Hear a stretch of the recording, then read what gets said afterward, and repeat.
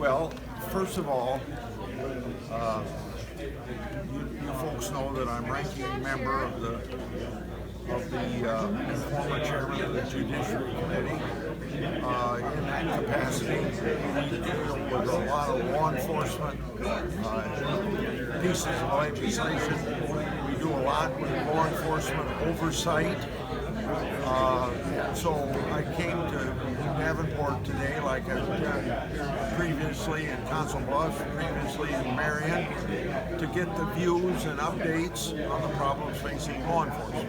And I appreciate these four law enforcement leaders in eastern Iowa coming and sharing their views with me. And you heard me say this at the meeting, but I'm going to repeat it again. I think that in the last few years, policemen have been demoralized, police departments and policemen and police women themselves been demoralized because of the defund the police program that started. I think a lot of cities that started that are backing off of it, realizing that it was a big mistake, but it still hasn't helped. The turnaround hasn't helped police morale, and I think that we should always thank the police. I wish people in this country would think that if we didn't have a viable police force, we would have vigilante law. And we ought to know what that was when we actually had vigilante law. People's constitutional rights of innocent were not protected, and just justice wasn't done.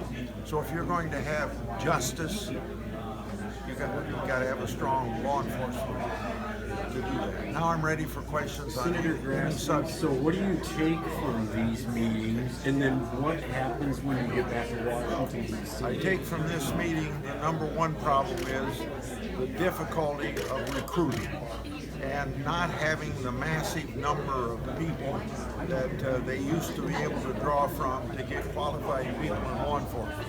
And then even more shocking to me is when they do recruit somebody, they may be taking it away from another law enforcement agency.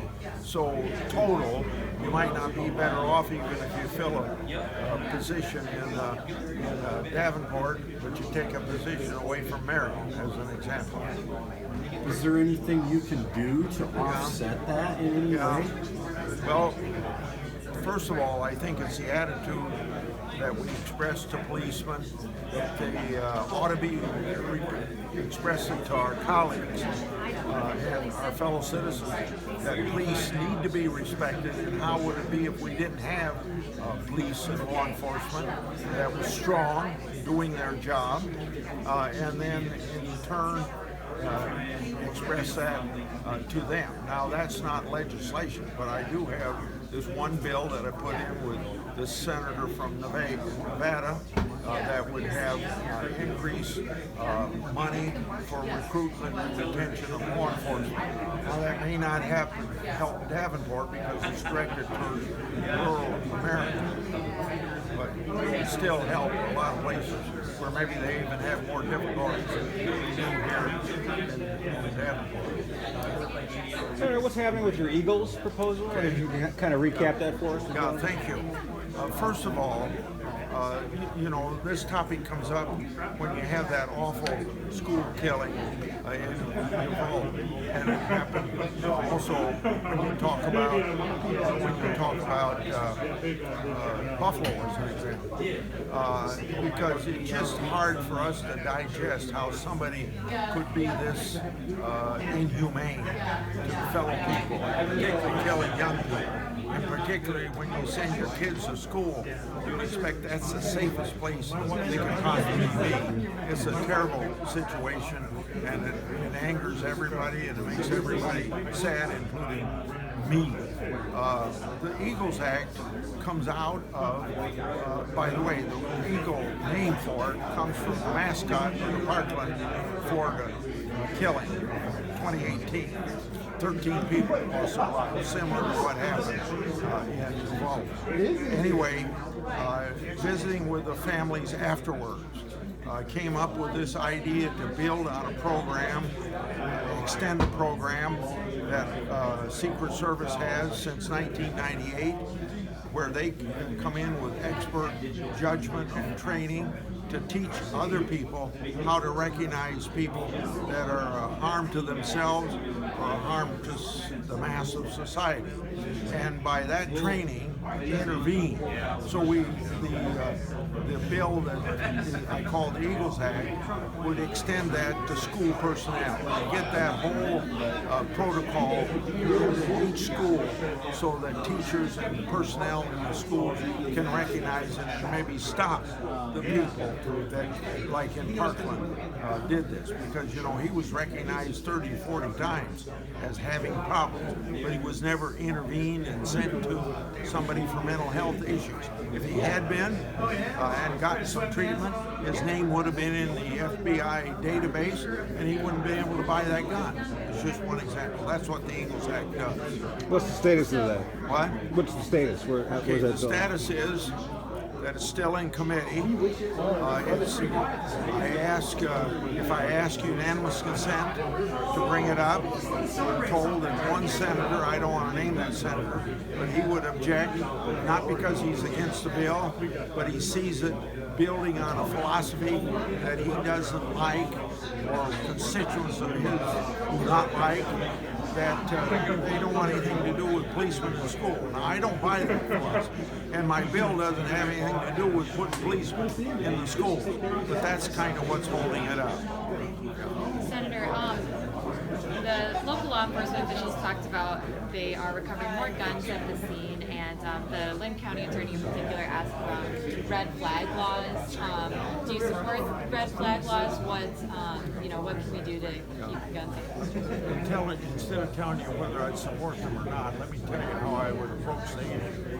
I'd approach the issue from the standpoint of the Second Amendment, being a very important part of personal protection, as the Supreme Court has said on two major decisions, and then with the process of instituting the red flag law for any individual, make sure that there's due process in that, making the determination that he shouldn't have a gun. Because I think when it comes to rights, individual rights under the Constitution, that due process is a very important part.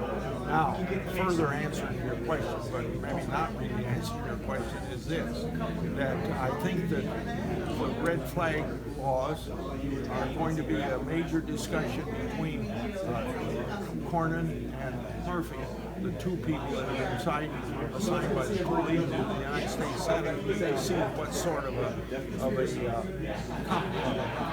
compromise come up with that will make schools more safe. And I think that's going to be very high on the agenda. What kind of compromise do you think they can come to? Well, I think the most difficult thing to come is what do you do with eliminating some class of guns. Beyond that, I think it's possible to reach almost any compromise that will get 60 votes. Eliminated some classic guns? Yeah, you know, like AR-15 or something like that. So you think that wouldn't be popular? Well, it would not be because we had it from 2004, then the sunset wasn't reinstituted because during that period of time we had the Institute of Justice with the Department of Justice re-signed to see whether or not that elimination of not having sales of AR-15s would cut down on crime. And the study, after 10 years, seemed to say that it didn't have anything to do with the amount of crime and killing that occurred. Channel 6, do you have a question? No, ma'am. Okay. Senator, what's your reaction to the amount of time that the officers took to go into the school in Texas? Do you think they took too long? I've heard some question that they didn't do it right, but I don't think I should make a judgment on TV until I know more of the facts. I just think it'd be wrong for me to do that. All right, we'll leave it there. Thank you. All right.